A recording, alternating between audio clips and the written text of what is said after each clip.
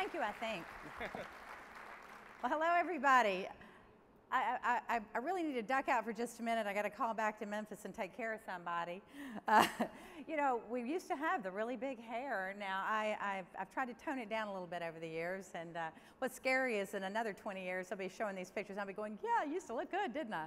Well, it's a part of the brand. It's all a part of the brand. And it is a pleasure to be here today and a pleasure to be a part of this great conference with a wonderful customer and partner in Consolidated Graphics. I was actually there, by the way, the day that CGX and FedEx became shipping partners, and one of our field salespeople said, I'm bringing the pen and I'm going to let them keep it. I said, you know, I think that's going to be one of the best purchases you've ever made, is letting them have the pen they signed with. So thank you so much for our great many years of wonderful partnership. And when I was asked to keynote, you know, I said, you know, there's so many topics I can talk about, but one that has become really near and dear to my heart as I've sort of moved along into the back half of my career. By the way, the back half could last for another 10, 15 years, who knows, but we're calling it the back half of the career since I've been around a long time. And then that really has been in my head about giving back. You know, what have I learned? What have been the lessons learned along the way? And how can I communicate those back to others in ways that, gosh, I wish someone had shared that with me. Now, one of the interesting things is that this didn't really come along, this little conference and workshop that I've been doing over these last several, actually years, a couple of years now, where I'm talking about a subject that is really getting a lot of popularity, and that's the power of the brand. Now, it's not the power of the FedEx brand, though I'm going to use some analogies to that, but what I'm going to talk about is the power of your brand, the power of my brand. That power, by the way, can be used positively or negatively. And I'd love for you all to think that, you know, it was a very inspirational topic that came to me one day, and I thought, you know, this is the very thing that I should build a platform on and go out and spend time talking. But the reality is that we had contracted with someone to come in and share with our all-management meeting about the time that the recession hit, you know, about 4 years ago, and hiring freeze, cost freeze, the spend not freeze, and we said, well, we're going to have to not bring that person in because they were going to charge us some money to speak. Laurie, we'd like for you to take his place. And his topic, by the way, was branding, personal branding. So could you come up with something real quick? The meeting's tomorrow. And while personal branding was not something I had spent a lot of time thinking about, it occurred to me that when I became a marketer, one of the things I love about FedEx is there's not been one job that I've ever held at FedEx that I actually knew how to do at the time that I took it. By the way, that's something about personal branding. She's really good at faking us off, you know. Now, I'm also good at learning quickly so that I don't keep the fake in place very long. But the fact of the matter is I didn't really have a marketing background. I'd had a product development background and done technical product development, and I guess that's what slid me in, and it was a very quick learning that I had to come up to speed so I could officially be the FedEx marketer. Well, one of the first things I had to do then was learn about branding. And I don't know about you all in your companies, but in our company, we have brand police. We get in trouble if we do anything that violates the brand guidelines. And when I say trouble, well, you know, we misprinted some t-shirts one year. We had our brand FedEx and we had put our departmental name right under it. We were told to burn the t-shirts, not throw them away, burn the t-shirts. I said, aren't you people a little overly enthusiastic? Well, suddenly they were now part of my team. And I said, I must learn where this passion comes from. I must go out and speak to the gurus of branding, which happen to be our brand agency, Landor. Landor is located in San Francisco, and they have a lot of really major clients you've heard of that are Fortune 50. Fortune 100, Fortune 500 clients, and they are very well known for doing tremendous work around branding, and they in fact were the company that helped us make a transition. So let's start back where we used to be. Does anybody remember that logo? Some of you in the room might be so young you might go, what was that? What is that?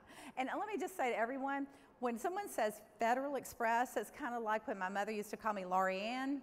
You know, it's like, this is formal, I'm serious now, I'm talking about Federal Express. And when I hear that, I go, Federal Express, that sounds so weird. We're called FedEx. We officially changed the company name in 1994. We officially changed it at the recommendation of Landor. Federal Express, which was just almost hard for me to say right then, it was something that worked fairly okay in the U.S., but it was actually a very hard set of words to say outside the U.S. to non-American speaking people, and I'm not even so sure that it translated well in a lot of countries or translated into anything, and so it had been shortened to FedEx by most people who said the words. So why not make that our new brand? And Landor had to figure out how to transition a company whose brand had come to become known as fast, reliable, peace of mind. I wish I had time to show you old commercials. They were just hilarious and they were wonderful. And they helped build a brand that didn't exist before 1973 and helped take words Federal and Express and have that then suddenly become synonymous with absolutely positively. You spend a little bit more, that was always the sort of thought, spend a little bit more on Express, but you know it's going to be guaranteed, you know it's going to get there overnight.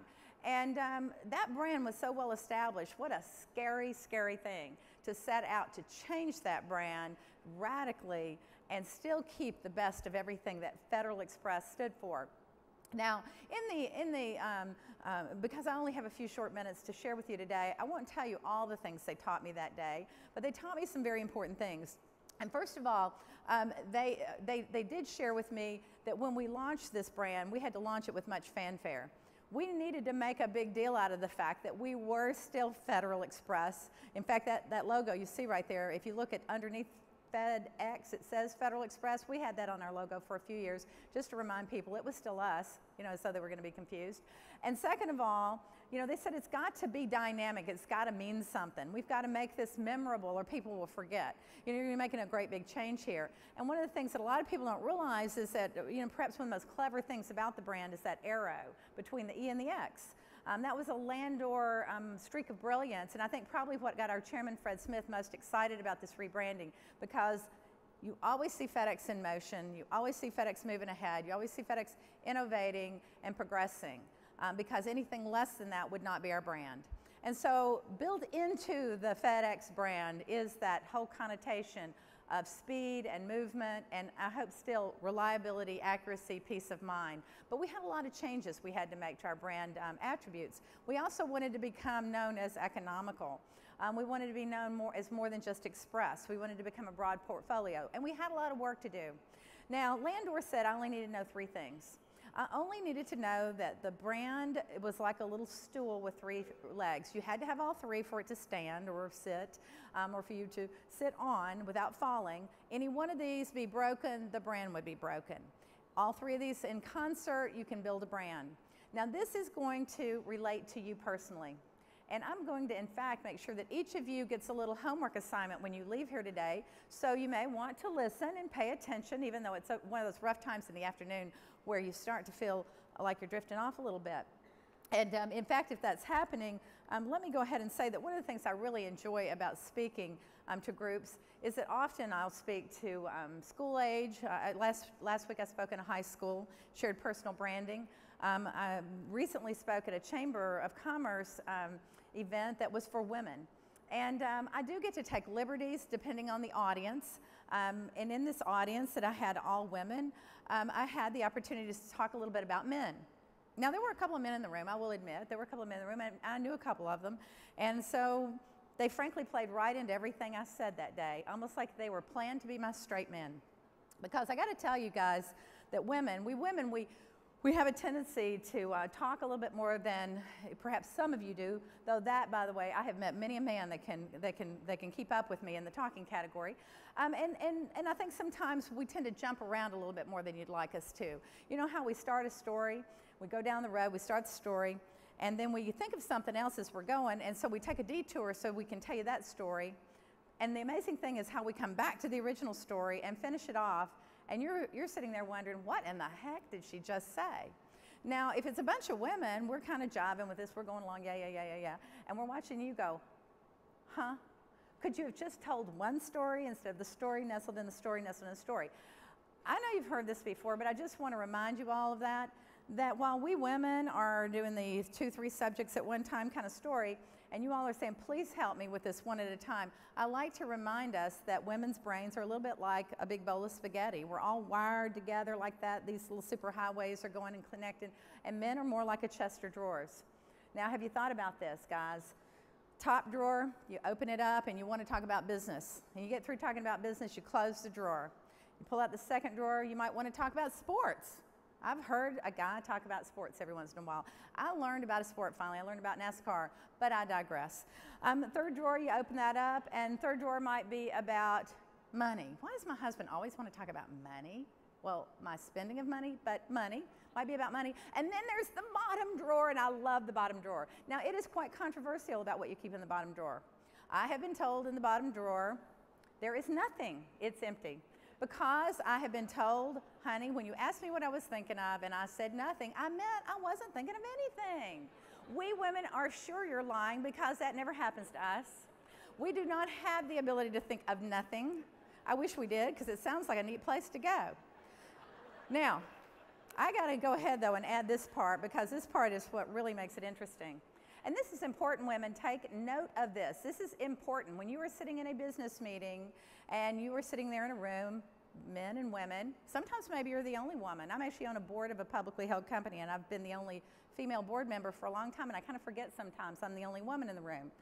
But every once in a while, it probably pays to remind myself of that because a study was done at the University of Pennsylvania by two doctors, a husband and wife team.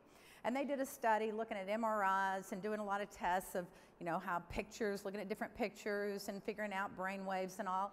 And what they have determined is that the idle mind of a male is not actually thinking of nothing, it's thinking of two things. One of two things, aggression or sex. Ladies, the next time you're in a meeting and you see him staring out the window, hope he's thinking about aggression. Now, I'm telling us this because I think it's very important that we level set here as we talk about branding, because some of you might be sitting here saying, well, this is a woman and she's giving us one of these women talk. I'm not talking about women talk here. I want y'all to get the top drawer, pull it out. We're talking about business here, and then we're going to make it personal. So you'll shut that drawer and open the second drawer. We're still in the business topic.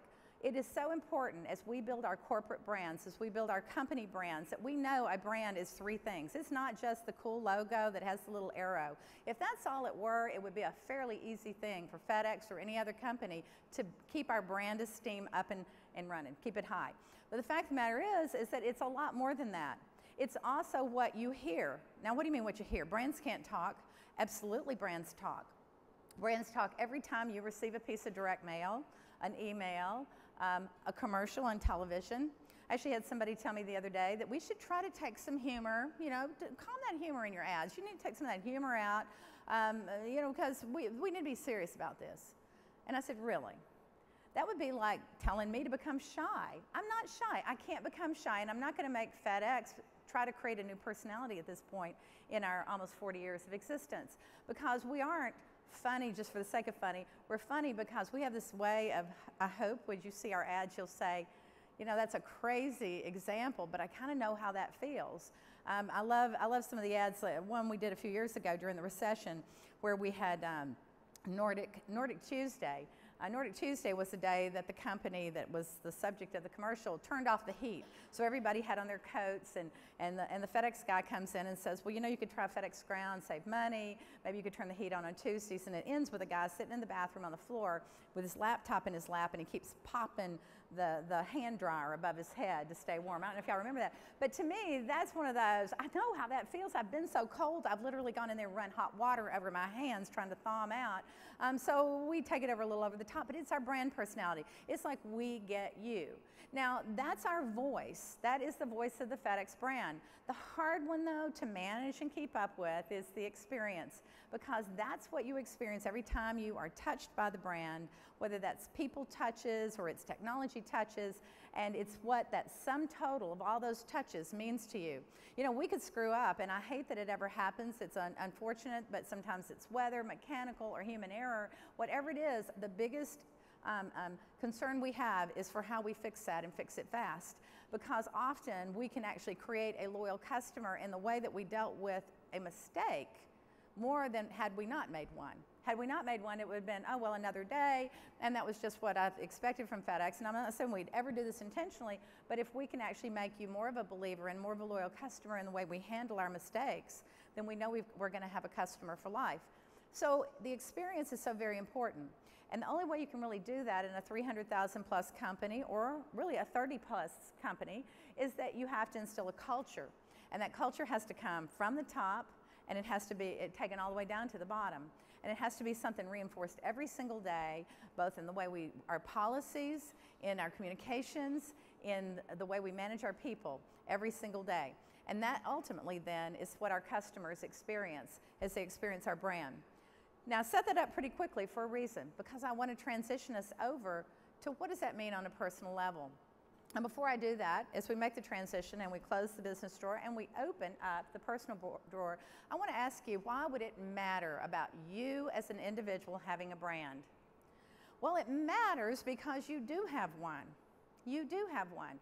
I really appreciate all the nice things Rick said before I came out here. He really created a brand for me that may be a little inflated, may sound a little bit better than it actually is, or it might be underplayed. I may actually be more amazing than that, right?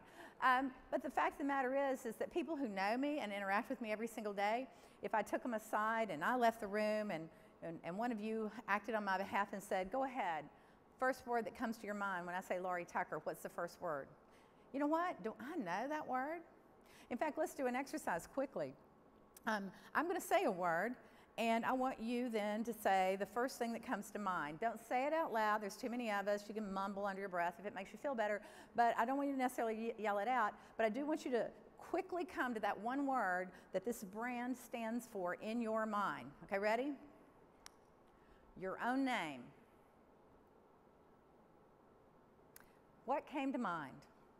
What one word came to mind? Now, when I've had smaller rooms and more time, I've had each person in the room introduce themselves at the beginning of the talk, and I've had them introduce themselves and give me the one word.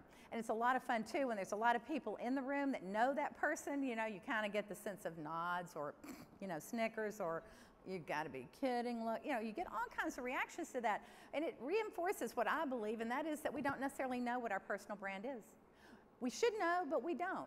We never thought about it until today, for heaven's sakes. Give me a break. All right, but after today, every one of you in this room is going to know that you have a personal brand, and you should understand what it is.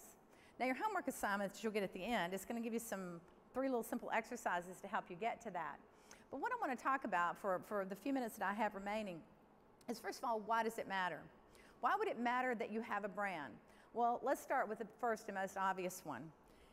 If that brand is not what you think it is or what you would like it to be, it can really be an inhibitor in many ways. It could be something that is keeping you from getting the accolades and the recognition and rewards and the promotions that you would like to get in your professional life. It might actually be the one thing that keeps you from being chosen in a club or organization that you might belong to be one of the leaders of the organization. It might be the one thing that really bugs your spouse or significant other every single day, and you are clueless. We should not be clueless with the person that we have a relationship with, the closest one. But it's true.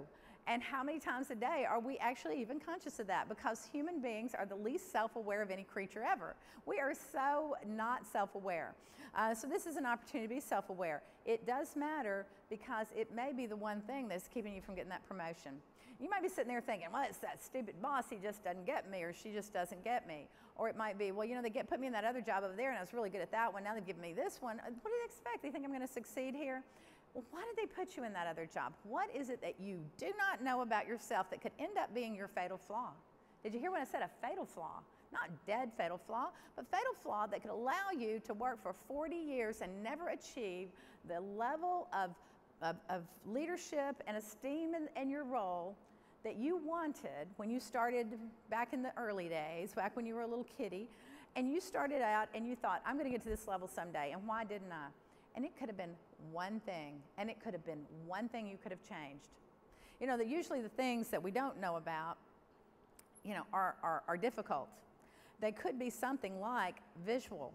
You know, I skipped right over visual, didn't I? Because visual, when it comes to branding, is easy. It's about creating brand standards. We have really strict ones at FedEx because we want the brand to say the same thing visually no matter where you are in the world. We want that to be consistent wherever you are. And we actually have a website called brand.fedex.com. Anyone can access it. To get sort of deeper into the site, you have to register and be approved. and you can have access to a lot of branding information since a lot of our customers like to use the branding in their materials. Well, we don't sort of have that around our visual, and in fact, it's sort of not politically correct to talk about visual, you know. Well, the way I look should not affect what you think about me. You know, if I come to work, you know, and I'm not dressed in the nicest clothes, I'm sorry, I don't have the money for that, and you should not think less of me. That's sort of, you know, become the politically correct way of thinking. But guys, I am sorry, we are human beings. I don't know what wired in our brain, the way it's wired, but you tell me if one of you can honestly answer that you don't size a person up the minute you see them. I mean, I'm looking at you guys right now in the front row, and I can't even think of what I'm saying. I'm so busy sizing you up. Not really. But if I were talking one-on-one with you subconsciously, I'm probably sizing you up. I'm thinking about, you know, where you shop, who picked that tie out this morning, or I'm kidding. I don't really think that deeply, but I will tell you that I know that you all sized me up when I came out here. We do it naturally. Now, once you get to know a person, that becomes less and less important. But I have to say that when it comes to first impressions, and often those are the ones that are the only ones we get to make in certain circumstances, we want those to be the best. That's a touchy thing to say.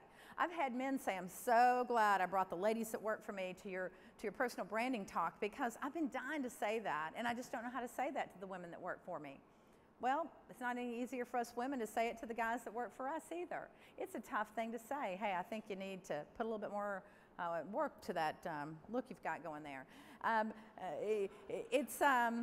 It's easy for me to say up here because I'm not saying it to anyone in particular, but I will say to you, check your look. It wouldn't be the end of the world to go to the hairstylist and say, is this do out of date? Should I chop off the Farrah Fawcett hair? You know, or maybe in my case I should grow it back. I don't know. But you know, it doesn't hurt to ask somebody, how do I look? What's my style? And my favorite thing to say about visual is this. If you're one of these people that just loves clothes and you love a bargain, stop. Spend spend twice as much on your clothes and have half as many, and you will look sharper every day. And I mean that seriously. It does, if you've got 15 suits in your closet, it would be better to have 5 suits that cost twice as much as any suit you have in that closet. You will look sharper, you will be more tailored, and you will leave a better impression. And that's all I'm going to say about visual. Now, back to why it matters. There's a second reason that branding matters, because there are brand buyers in the world. Are anybody in the room a brand buyer? I got 3 or 4 honest people. Think about the car you drive. I mean, my husband and my son are so goofy about brands with cars. They only drive American. They only like American. And I only have non-American cars, at least since my son's been born. And Mom, you know, what is the deal with you and your German car, your Japanese car? I just like my cars. You know, I like my BMW. But the fact of the matter is we do tend to buy another BMW. We like that BMW. Or ladies, look down at your purse. Did you buy that purse because it has Coach on the side or some other emblem? We are brand buyers. We have decided that this brand speaks a certain esteem, a certain attribute, a certain message, and we want to affiliate ourselves with that brand. We want it associated with us. We think somehow it enhances us. All right, translate back to personal. What does that mean when it comes to who wants to align with you on a project? Who wants to join your business in a business partnership? Who wants to hang out with you after work? I'm not gonna be seen with that guy. Do you know what everybody thinks about him? Or you're kind of the superstar of the organization, but you're a little overly cocky about it. I'm not hanging out with him. He'll take all the credit if I help him. So how you're thought of and how you are seen in your personal branding will have a lot to do with how others will associate and affiliate with you. If they believe you've got a strong brand personally, they're going to want to be on your team. They're going to want to help you succeed. They're going to want to be standing next to you when the accolades come. It is amazing how much more successful you will personally be if you have a strong personal brand. I'm going to give you a third reason it matters. The third reason personal branding matters is because it gives you power. Well, I don't need power. That's not the kind of thing I do. I'm not one of those kind of people. Well, do you want credibility? Do you want your ideas heard and acted on? Do you want to hear yes from your boss when you feel passionately about an idea? Because if your brand is low on credibility, you might not get listened to. In fact, have you ever had a situation where you're talking and you think you're finally got the boss, and all of a sudden they looked up and started talking about something else? Whoa. Now that has actually only happened to me once. I grabbed him by his ears and did this, and he's like, never going to do that to me again. I'm kidding. I think it is an important point that when you have employees that work for you, you know, and I've got a department of people work for me, and they hope that when I go into a meeting with my peers and my boss, that the things that we care about and that we're passionate about are going to be able to stay on the list of priorities when we have to go make budget reductions. Anybody do any budget reducing in the last several years? I'm still waiting for this to stop. I hate this budget reduction stuff. But you know, it is actually making us smarter. It's making us be more clever. And it's kind of a fun thing when we can say, well, you cut our budget, but what we had left, we were able to do this with it. And now we're going to come in and say, of the few resources being given back, we would like some of those resources to come our way because we've been good stewards. And in fact, that credibility, that personal credibility of our brand is going to have a lot to do with whether we get that allocation of resource for our team. People want to work for the person who's got the strong personal brand. They want to be on your team because they know you've got that positive personal power. Now, transitioning a little bit, I mentioned a word, attribute, because those are the definers of brands, the adjectives we use. And so if I throw a brand out and it means something to you, you know, you can usually throw out a word or two, and those will be the attributes of a brand. Now at FedEx, we actually have a list of brand attributes, and we actually spend time thinking about how our communications, whether it's our commercials or our offers or our direct mail, anything that we're communicating, our Salesforce communications, we try to reinforce the brand attributes. That's important. It's also important that we keep the brand fresh, that we continuously talk to our customers and make sure we're communicating in a way that keeps it fresh. But what about personally? What are some personal brand attributes? I put a few up here just as thought starters on the screen, because I actually have a list of about 30 that I have collected as I've done this talk over a period of time. Usually in a longer session, I'll have a flip chart, and I'll actually let you throw out brand attributes that you think would be valuable as an individual to be known for. And in that case, we'll then spend a few minutes talking about why that is important. Now, I've had some crazy ones thrown out that I've gone, say again? You know, tell me again why you think that is a brand attribute. So I am also intrigued often with what some people might think is a strong brand attribute. But the reality is that we are all known for different things. If we weren't, the world would be very boring. And so as you go around a room and you get a chance to say, well, what do you think is your strongest brand attribute? And did this recently with my team in Dallas, and you know, one person was detail oriented, you know, and another person was, you know, highly creative. Well, you know, I'm thinking these two people together, you know, they're oil and water, but what a strong team. So it is important that, it's not important that we all have the same brand attributes, but it's important that it is valued, the ones we have. Now, if I had time to do the flip chart and we had some, and you were calling some out, some of the ones that get called out very quickly and early are things like integrity. Integrity being probably the one foremost important brand attribute that you could be known by, that will have more to do with your success in business and your personal life than by far any other attribute. Any attribute that has to do with your intelligence, your perseverance, your commitment, your anything else, integrity stands number one. In fact, lose that one and lose everything. And I love when I'm talking to young people. I was talking to a high school in Houston not long ago, and it was the top-notch kids of the whole high school, 10th through seniors, and I spotted the seniors right away. They were up in the back. They were very fidgety, you know, senioritis thing going on. My son's a senior in high school, so I understand that whole can't wait for this to be over. This is just another one of these things I got to sit through. I'm almost out of school. But, you know, I talked to him about integrity because young people today tend to think that if we can figure out how to cheat on a test and make good grades, and we get out of school with good grades, we have somehow conquered the system.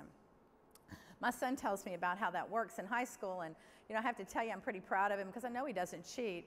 If he did, his grades would be far better than they are right now, I can assure you. If he's cheating and making the grades he's making, we're in trouble. So I'm pretty confident that he's got the integrity thing down. And you know what? I care about that. It is more important to me to hire somebody that I know I can trust and has character and integrity. And when the chips are down, and when we do make mistakes, because we do, that person spent you know, an hour or 2 hours or a day thinking of how they would never let that happen again and how they were going to correct the error that was made, and then they confessed it fully. It was my fault, I'm responsible, and here's what I'm going to do to make sure it never happens again, and here's what I'm going to do to rectify it, or it may involve others if it's a big enough mistake. But you know what?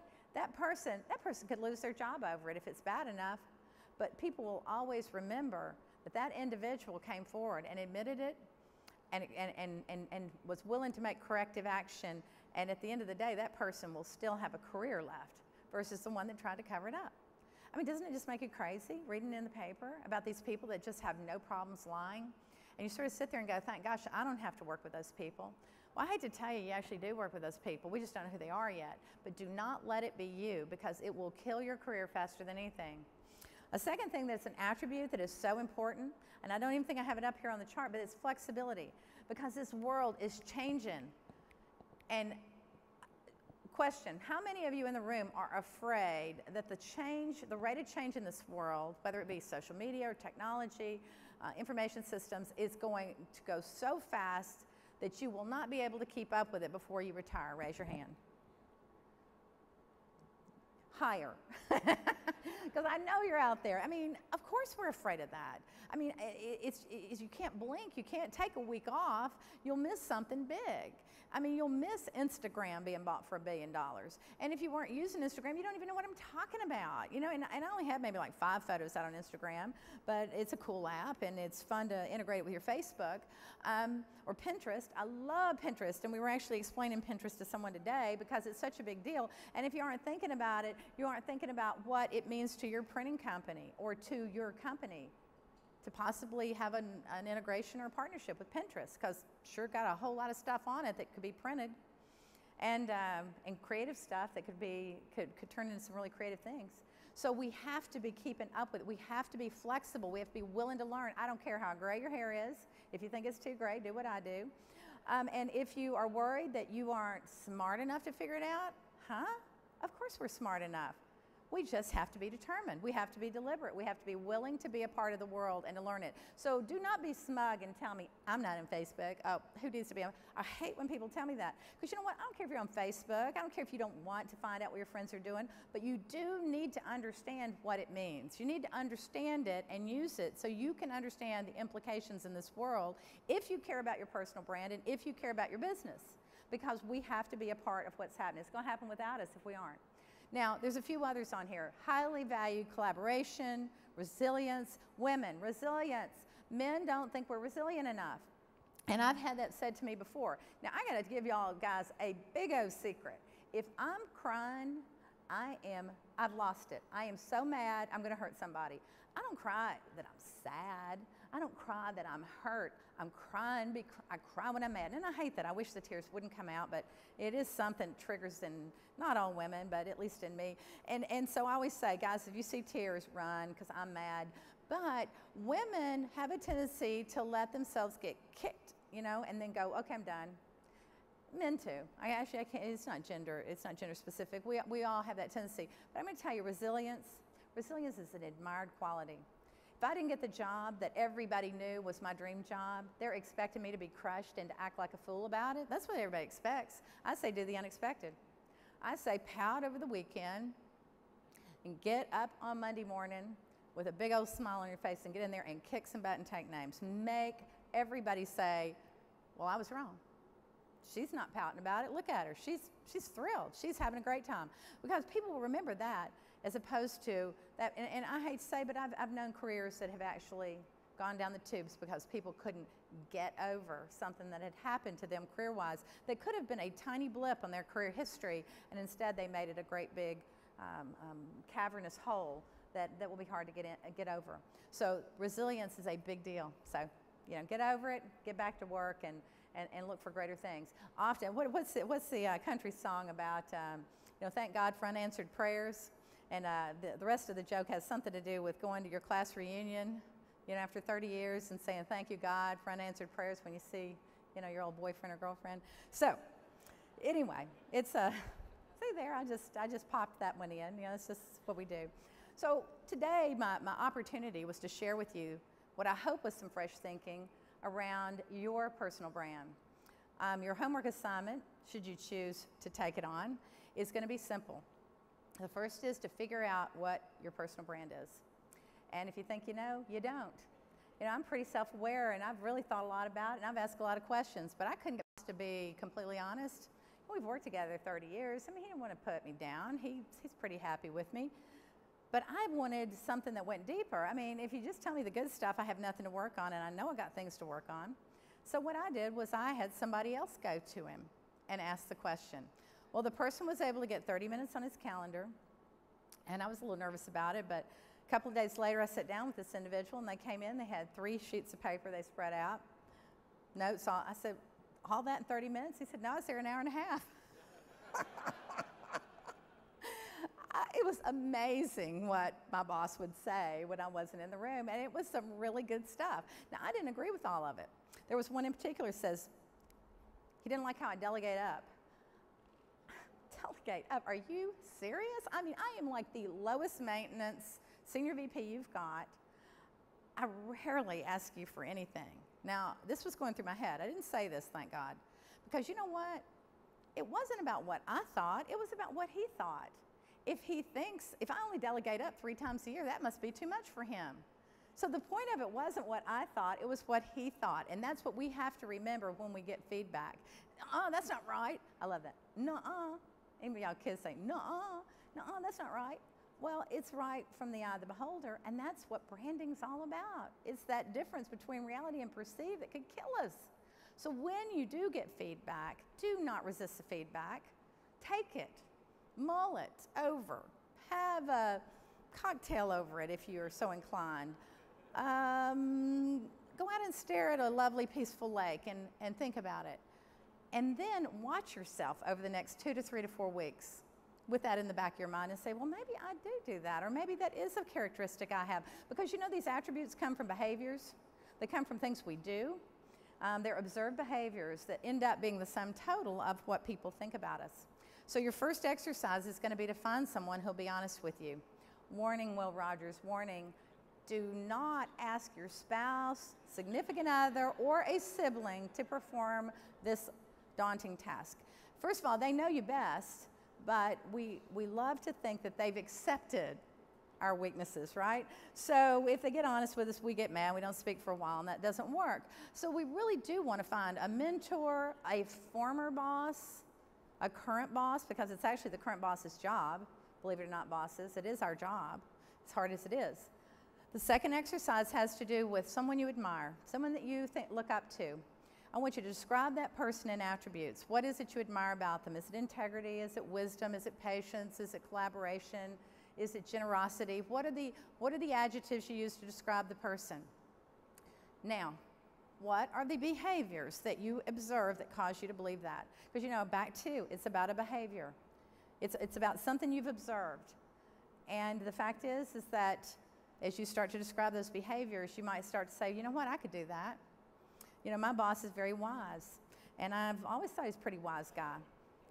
It wasn't until I did this exercise that I figured out why I think he's wise, because the reality is he's patient.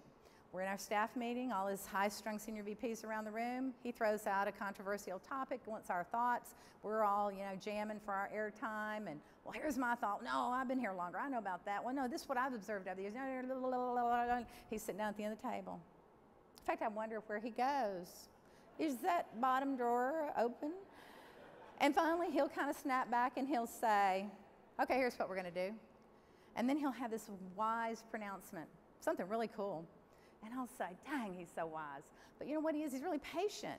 He waited until 10 of us or 15 of us had our say, and he then had the sum total of all that feedback to consider and then decide. And we think he's wise. And he is wise, by the way. He is a really smart guy. But I love watching him do it. Now, I have tried it. I'm not successful at it. You know, I was the person on the front row in this class. Me.